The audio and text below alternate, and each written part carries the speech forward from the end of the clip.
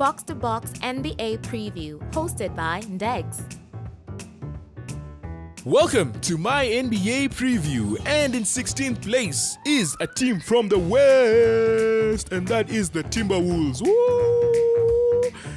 That thing is so weird. Every time you watch them play, they just play wolf sounds. Wolf sounds. Whatever. 16th place, we have the Minnesota Timberwolves. Obviously, this team, I don't know. Ever since they got Rudy Gay, I wasn't a believer already. Rudy Gobert, not Rudy Gay. I was just like, what are you guys doing? You gave up so much to get someone who just doesn't fit next to Card. But this season, I've watched them a few times. I watched them play my Celtics, and they actually did they pulled a fast one on us. Not a fast one, but they're actually the better team on the night. I saw them beat the Nuggets, and I think they have the blueprint of beating the Nuggets. I'm getting ahead of myself. This team in 22-23 had a 42-40 record, finishing 8th in the West. Obviously, they gave up 5 players and 4 first-round picks to get Rudy Gobert, someone who, yes, he was 2-time or 3-time Defensive Player of the Year, but I feel like once you put him in a pick and roll with a big man, like with like Jokic or with even Kristaps, the paint is wide open, right? So I don't know. But again, not all teams have big men who can actually shoot as well as those two teams. So it I guess it works, but we'll have to see, because last year it really didn't work. Then they beat OKC in the play-in to secure a playoff berth. Then they lost 4-1 to the Nuggets in the playoffs. The 4-1 was even kind, like the Nuggets just... Anyway, the Nuggets are the Nuggets. They steamrolled everyone last year. So, yeah. Of course, last year as well, Anthony Edwards just saw improvements across the board. Points per game up by 3.3. His 3-point percentage went up by 1.2%, and his field goal went up by 1.8. So he's just something else. And even starting this year, he's proving that this boy can be a star. I will say more shortly. 113.3 offensive rating was 23rd in the NBA, something that they really need to improve on. And 113.1 defensive rating, 10th in the league. I feel like they can be better because they just showed that. I think in terms of personnel, they might have the best chance to actually have the best defense in the league. And a big part of that is Jaden McDaniels. This is Jaden, not Jalen, who we saw plays for is it the Raptors? No, it's not the Raptors. I think it's the Pacers. Who does Jalen McDaniels play for? It's one of those teams anyway. With that being said, these are some of the moves that they made, acquisitions. With that being said, these are the players that they have acquired in the offseason. Obviously, Shake Milton. Trey Brown Jr., they shared Knicks, and then they drafted 2 players in Leonard Miller and Jalen Clark, and then Anthony Edwards got the bag. 5 years, $205.9 million contract, and then they also extended Naz Reid, 3 years, $42 million, and Nickeil Alexander-Walker, 2 years, $9 million. Players that they lost: Taurean Prince and Jalen Noel.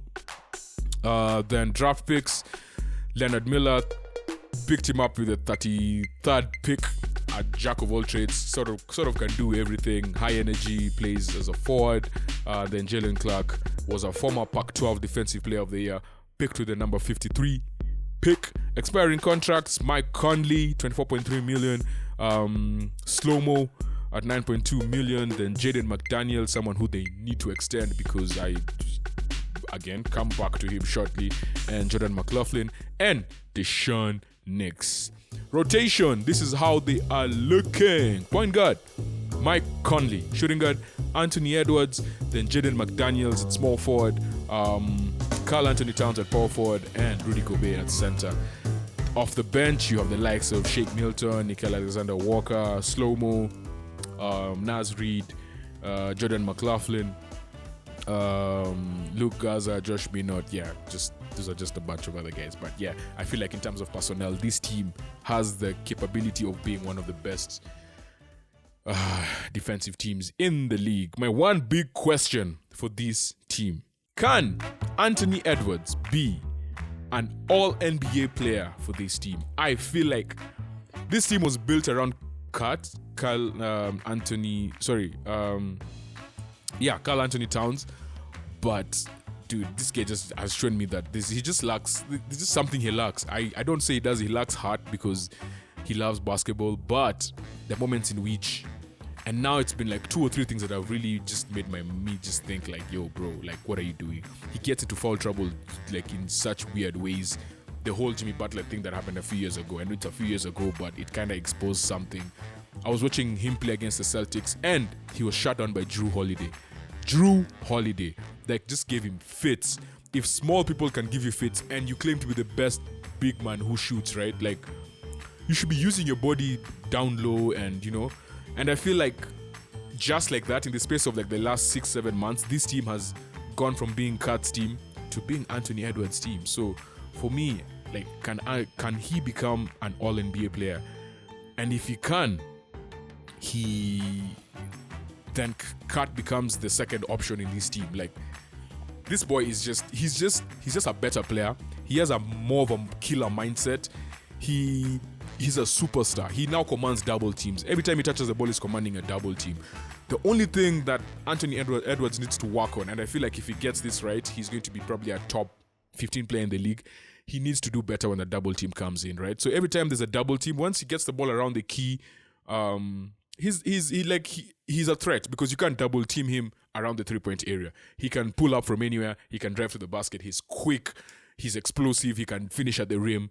So those are some of the strong attributes that he has. But when you just give him a double team and you come like from a blind side and he's facing away from the basket, or you trap him, he still doesn't make the right decision. And I feel like that's something he can easily work on.